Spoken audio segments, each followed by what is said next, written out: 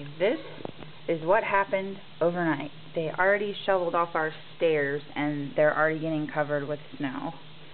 And my car, because Billy started shoveling, isn't too buried, but look at the cars next to us. They're pretty bad. So they weren't kidding when they said we were getting a lot of snow. You can't even really see anybody's trunks. Crazy.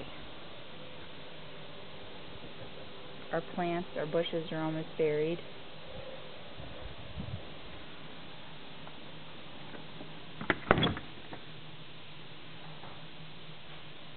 Razzle, what do you think about all this snow? Huh? You're sleepy because you were just running around out on the deck.